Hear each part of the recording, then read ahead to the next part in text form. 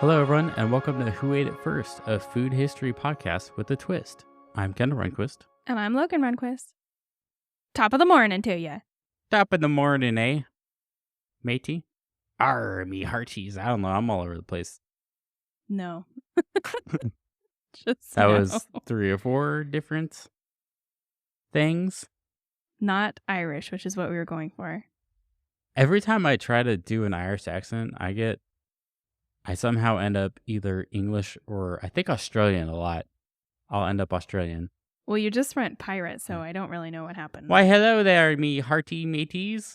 I went pirate again. That was weird. Yeah. I didn't actually do that on purpose. Mm-hmm. Top of the morning to you. I don't know what else to say besides that. How about I tell you a joke so that you can stop? Thank you. Make it stop. Which friend should you take out to dinner? Which friend should you take out to dinner? All of them. True, but it's your taste buds. Because they're your buds. Nice. Why does yogurt love going to museums? Because he learns things. Close. Because it's cultured.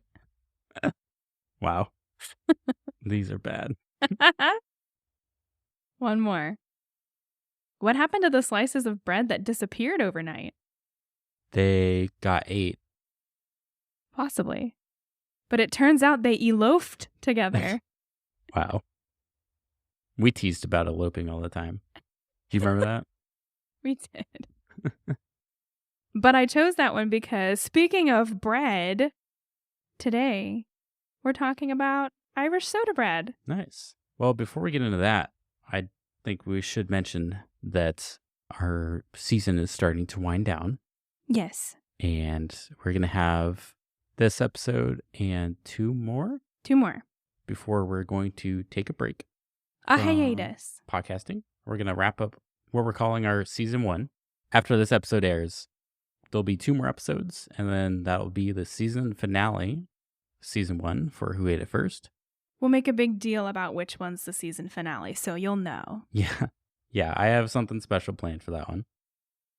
And we're going to pick back up in beginning of October. So October 3rd will be a perfect day, because that's a Mean Girls quote. Season 2 of Who Ate It First will begin October 3rd. So we're going to be talking about Irish soda bread today. And also St. Patrick's Day, because when this episode airs, Thursday will be St. Patrick's Day. And I just couldn't resist, because I like talking about holidays. But I think it's important to know why we celebrate certain holidays. Yeah. No, just me. It's just a little bit. It's quick. It's nice to know a little bit about the backstory of a holiday instead of just being like, let's get drunk. Exactly. Because I think that's the connotation of St. Patrick's Day now. Green beer, leprechauns, shamrocks everywhere. Shamrock shake. McDonald's, apparently. So, I think we should talk about it a little bit. All right, let's go. But first, we're talking about bread. Oh, okay. Whoa. I thought we were going to talk about St. Patrick's history. I thought about that, but I decided to flip it. Okay. Because I like to keep things interesting. Well, yeah, you threw me for a loop on that one. I'm going to flip it. So this is from Trafalgar.com on an article called The Short But Fascinating History of Irish Soda Bread by Katie Birtles. The simple Irish classic is a staple in many Irish households. It's used to mop up hearty stews and wash down pots of tea. It's also a symbol of celebration, baked in droves to the lead up of St. Patrick's Day. However, this humble soda bread began as an affordable necessity and was the solution to many food problems facing Ireland at the time. So while soda bread is famously attributed to Ireland, it was first created by Native Americans. They were the first to be documented using pearl ash, a natural form of baking soda formed from the ashes of wood to leaven their bread without yeast. And a form of wood, you said? A form of wood. I have no idea what pearl wood is, but it must have some kind of bicarbonate in it to make it able to like foam up like that. Oh, interesting. So it kind of bananas, right? The Irish later discovered and replicated that process. While it seems like an ancient recipe, Irish soda bread began in the 1830s when baking soda, or bicarbonate of soda, was first introduced to the country. And around that time, widespread famine meant bread had to be made out of the most basic and cheapest ingredients available. The 4 ingredients were soft wheat flour, salt, baking soda, and sour milk, or buttermilk. Mm. Since yeast wasn't readily available, the combination of baking soda and buttermilk acted as the leavening agent. So that creates a chemical reaction. We all remember chemistry, right, kids? Mm-hmm. So that creates chemical reaction, causing lots of little air pockets and making the bread rise. And soft wheat flour was better for quick breads rather than the hard wheat flour typically found in yeasted breads. You need kind of like a shorter gluten.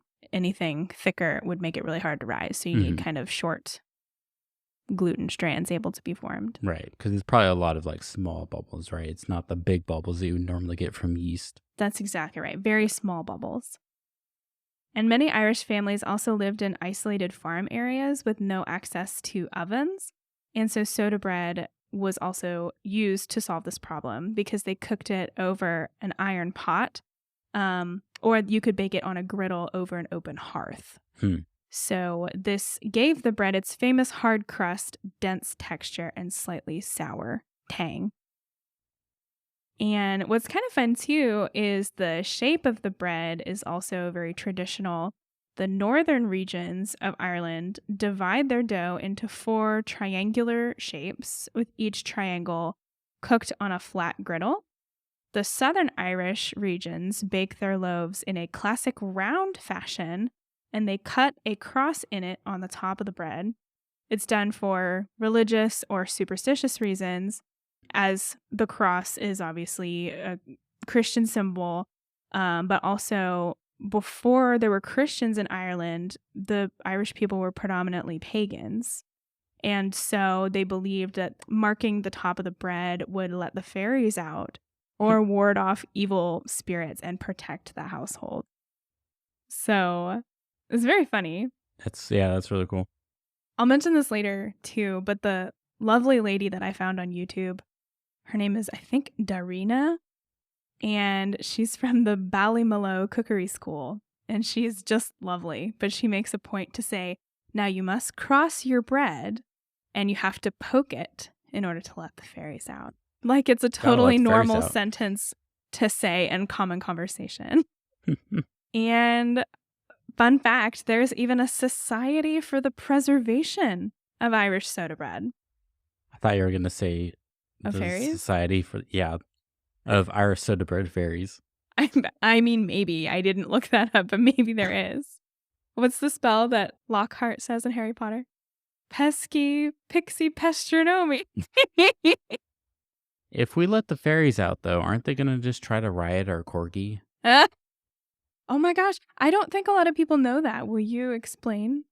There is a myth or folklore from, I think, England, where corgis were basically like horses for fairies. So they would ride them around, which is why they have that saddle-looking marking on their fur. It's true, they do. Because that's where they would like... Yeah, because that's where they would hold on to on like the back of their neck and ride them.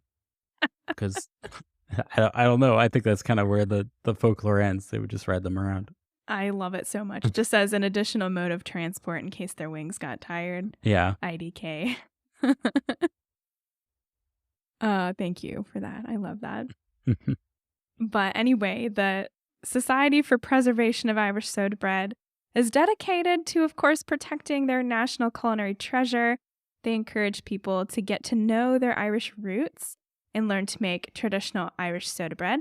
I should probably mention that by a long family history extension, I am Irish as well. So I felt particularly called to do this episode. So perhaps I'm getting in touch with my Irish roots by making this bread. Maybe I'll start talking really cool or something. Probably not. They pay tribute to how far the Irish have come since the famine years, and that is predominantly when soda bread was the only thing on the table that was safe to eat.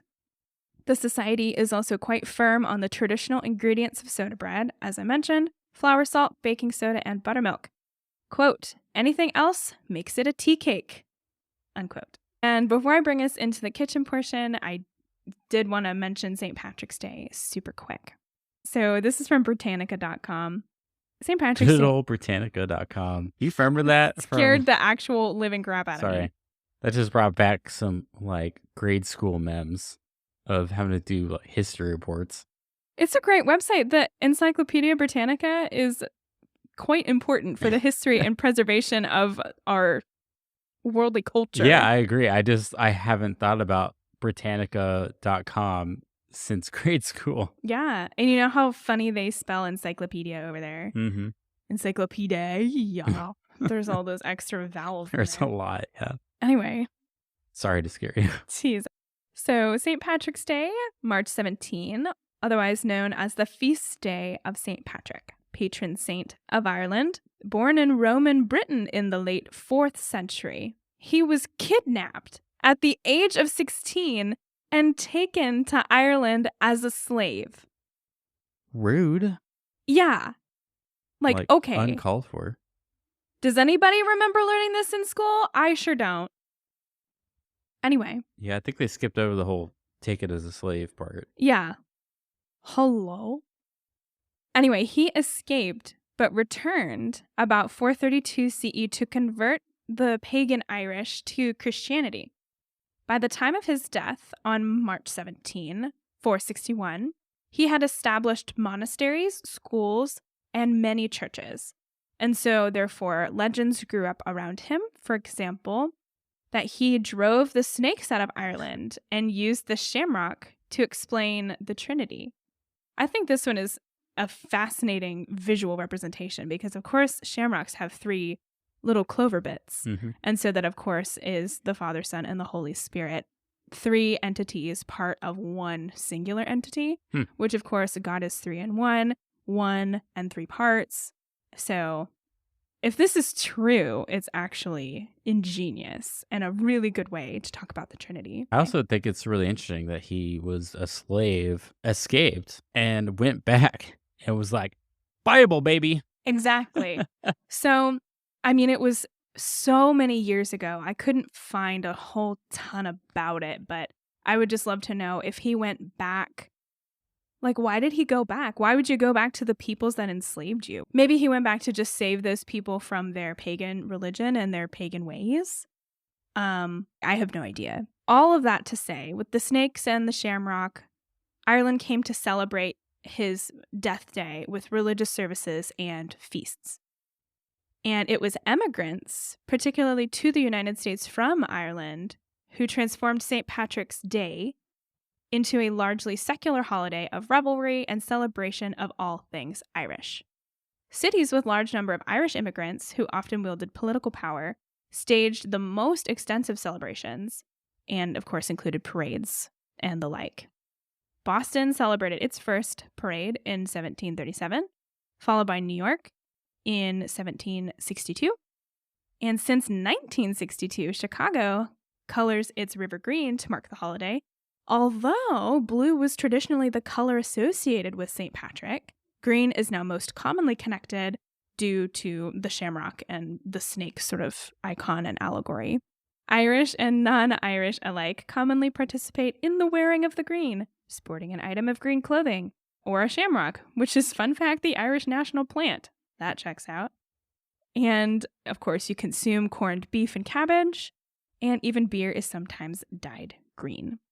Although some of these practices eventually were adopted by the Irish themselves, they do so largely for the benefit of tourists. One last interesting piece. Since this holiday falls during the Christian season of Lent, Irish families would traditionally attend church in the morning and celebrate in the afternoon. Lenten prohibitions against eating meat were waived, and people would be able to dance and drink and feast on the traditional meat of Irish bacon, corned beef, and cabbage. So I thought that was really interesting. So it's just like we're in the middle of Lent. Everything But is here's a break. yeah, everything is lovely, and we are all, abiding by our traditions, and then it's like everybody hit pause. JK, eat the crap out of your sausage. Eat the crap out of your bacon, your corned beef, your who hash, roast beast. Now I'm quoting the Grinch. What is going on? But you know what I mean. And of course, the question on everyone's mind, or maybe just mine, where do the leprechauns come in? One icon of the Irish holiday is the leprechaun. The original name for these figures in folklore is loberson, meaning small-bodied fellow. Belief in leprechauns probably stems from Celtic belief in fairies, tiny men, and tiny women, who would use their magical powers to serve good or evil. In Celtic folktales, leprechauns were cranky souls responsible for mending the shoes of the other fairies. So, Lucky the Leprechaun on the Lucky Charms box. I just have a lot of questions. So his job was to mend other people's shoes? Other fairies' shoes? And also just shout, "You're after me, Lucky Charms." You're after me, Lucky Charms. You're after me, Lucky Charms. Just shout You know it. why they'll never find his Lucky Charms? Because it doesn't exist. Because there's no end to a rainbow. So true. I told you the story where when I was a kid, I made my mom drive and drive and drive and drive to find the end of the rainbow. Yeah. And thank you, Mom. God bless you. I appreciate that. It imprinted into my memory. So I appreciate that. Well, that about wraps it up for me. Let's go cook. All right. Slainte. Slainte, let's go make some Irish soda bread.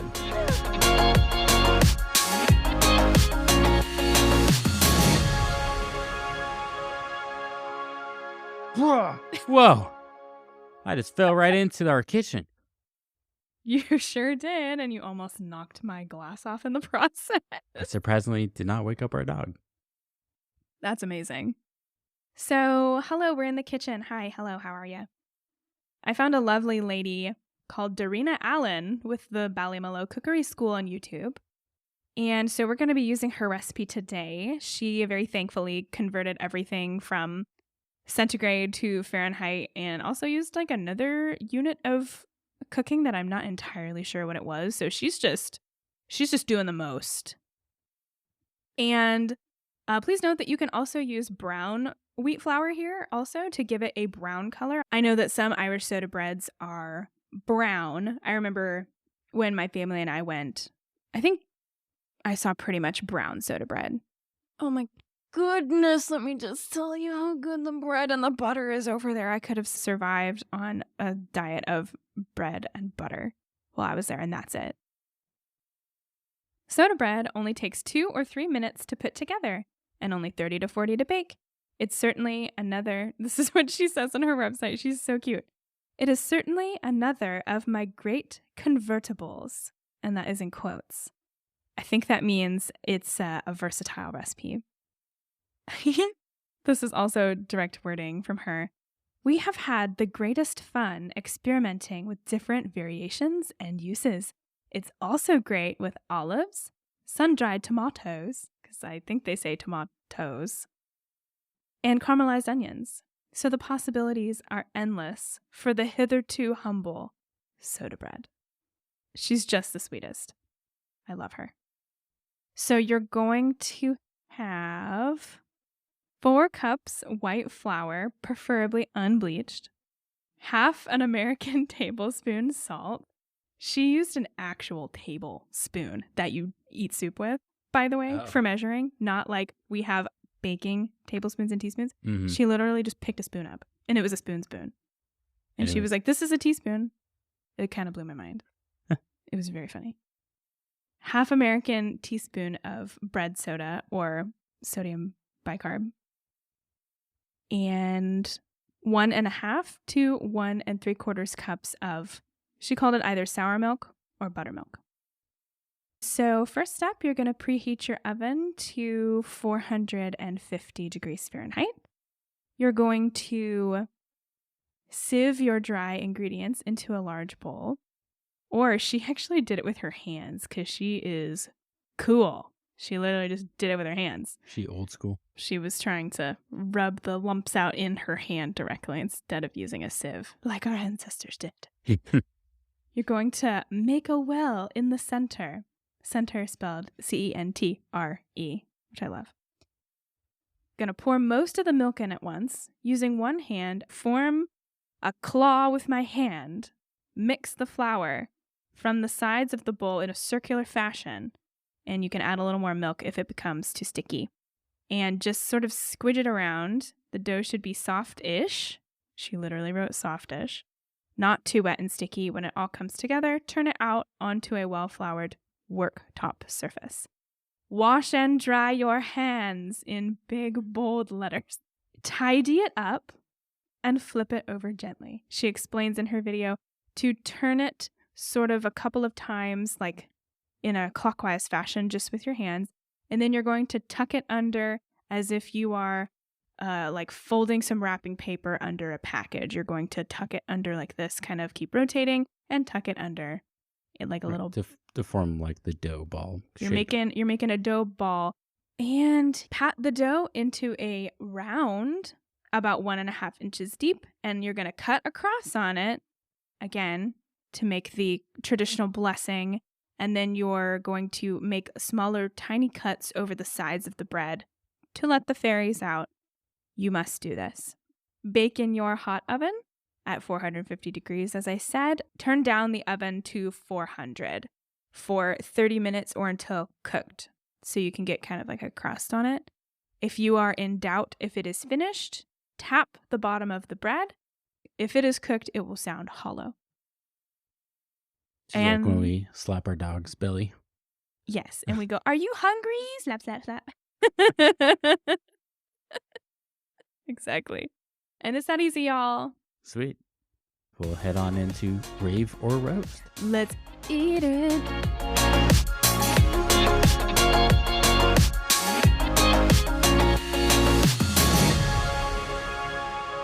We are back for rave or roast. Boop, boop, boop. Why don't you go ahead? It was delicious. 10 out of 10. Honestly, anybody could make this recipe, which I kind of love, because I have not really baked much bread before, and this was very simple. The video that I was referencing by Darina, she is really, really sweet and just makes everything really easy to understand. And you should go watch the video because she's super cute. But it was super, super easy. And I appreciate that. And it's just really good and goes with lots of things. She said you could make these into scones if you wanted to. You could make the loaf of bread into scones and just add a whole bunch of other just fixins to it, really. So, yeah, 10 out of 10. Maybe I'm biased, but 10 out of 10. I would also give this a 10 out of 10. Boop, boop. That's a 10, baby. That's a 10. Yeah, it's a very simple recipe. It's 4 ingredients: flour, salt, baking soda, and Buttermilk. Buttermilk. Thank you. I was completely drawing a blank. Yeah, buttermilk. At 4 ingredients, you just mix it together. There's not even any kneading involved. You just mix it until it's a shaggy dough, form it into a bread shape, cut it, throw it in the oven. This is a very simple beginner bread that can come out just fine. Like if you've never made bread before, I highly recommend that you try this first before you try your hand at something more complex like a sourdough, because this was super easy. We literally made it randomly in the middle of our work day because we had a break during lunch. So we threw it together in 10 minutes, threw it in the oven. When we went back to work, it came back and had delicious, fresh out of the oven bread. That's so good. And yeah, nothing beats fresh out of the oven bread. It's another level of deliciousness. And it made our house smell really good. It did, yeah. It's for a long time. There was a few hours that our house smelled like freshly baked bread, and it was delicious. It smelled good. Mm-hmm. Our house tasted delicious. Our house tasted delicious. That's what it sounded like I said. Yeah, it was very good, very easy. highly recommend. You got in touch with your Irish roots, which was always a good thing. I did. Felt good. But yeah, I mean, I don't really think I have anything else to say. It was great, and I highly encourage anyone who wants to give bread a shot to try this because it'll blow your mind. Go make soda bread. Yay! Yay! Okay, well, I think that's going to wrap it up for us. As we mentioned, we're going to be ending our first season of Who Ate It First here. After this episode, you're going to get 2 more. So we're going to have 1 more by Logan, and then we're going to have our season finale that I'm going to do something that I've got special cooked up. It's a food I'm really excited about. So I hope everyone is excited for our season finale in 2 weeks. Woohoo! I like that you said that you're cooking up a good season finale. That was a really good Thank you. That was definitely on purpose and not an accident. So this episode will come up on Tuesday, since we do everything Tuesday. Then 1 more, and then season finale. So 2 weeks, yeah. Yep. 2 weeks. We still have our challenge out. If anybody wants to rate our show, if we get up to 10 reviews, I will now give a deadline of 10, the season. 10 reviews by the end of the season. Then we will bite into a lemon like it's an apple. Yep. And we'll post that on our Instagram account. And yeah, I think that about wraps it up. So thanks everyone for tuning in to Who Ate It First. If you liked our podcast, please help us out by following our Instagram account to see some behind the scene pictures, or by leaving us a review on your preferred podcast platform. You can also help us out by following our podcast. That'll be especially helpful for when we end the season, so that whenever the season starts back up October, then it will go right to your feed when it pops in. So you'll have that there. You won't have to remember. Just the next time you have your podcast app open in October, you'll see the episode and can continue listening. Woohoo! So definitely follow on your preferred podcast platform, sharing with friends and family, helping get out the word, because we don't really market our show at all. Just anything you can do to help out our podcast, if you've liked it at all, would be great. And we would really appreciate that. And we really appreciate you for listening. So thank you again. We'd also love to hear from you. If you have a food you'd like us to do an episode on, pictures of your attempts to recreate the same dishes that we've covered, or a funny food story you'd like to share with us, then email us at whoateitfirst@gmail.com. We might share it in one of our future episodes, or on our Instagram. Once again, I am Kendall Runquist. And I'm Logan Runquist. And it has been delicious. And it has been so delicious. It's been delicious and doughy and bready. And warm and cozy. May your pockets be heavy and your heart be light. May good luck pursue you each morning and each night. But my personal favorite Irish blessing is, may the road rise up to meet ya. Goodbye, Classic. everybody.